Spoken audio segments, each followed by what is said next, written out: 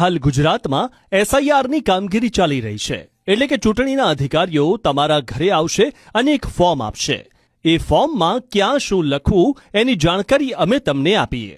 જુઓ, સ્ક્રીન પર જે ફોર્મ દેખાય છે એમાં વિગતવાર સમજાવીએ. સૌથી પહેલા અહીં તમારી જન્મ તારીખ લખો, પછી આધાર નંબર લખો.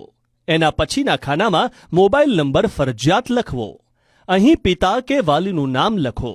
ત્યારબાદ અહીં ચૂંટણી કાર્ડ નંબર લખો. અહીં માતાનું નામ ફરજિયાત લખવું. એ ઉપરાંત માતાના ચૂંટણી કાર્ડનો નંબર પણ લખવો. પછી વિવાહિત હો તો પતિ કે પત્નીનું નામ લખો. ત્યાર પછી પતિ કે પત્નીનો ચૂંટણી કાર્ડ નંબર લખો. હવે ડાબી બાજુ જુઓ, એમાં મહત્વની વિગતો ભરવાની રહેશે. જો વર્ષ 2002ની મતદાર યાદી મુજબ નામ હોય તો તે તમામ વિગતો 2002ની મતદાર યાદી મુજબ જ લખવી. હવે જમણી બાજુ આવી જાઓ. જો 2002ની મતદાર યાદીમાં નામ ન હોય તો માતા પિતા અથવા તો દાદા કે દાદીની વિગતો અહીં લખવી.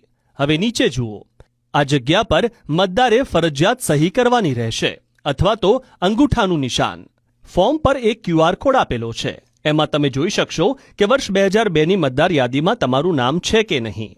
હવે ઘણા લોકોના મનમાં પ્રશ્ન થતો હશે કે આ બધું શું કામ શરૂ થયું? તો ટૂંકમાં જણાવી દઈએ કે 1 જાન્યુઆરી 2002ના રોજ તૈયાર કરવામાં આવેલી મતદાર યાદીને કટ ઓફ માનીને આ વિશેષ મતદાર યાદી સુધારણાની કામગીરી શરૂ કરવામાં આવી છે.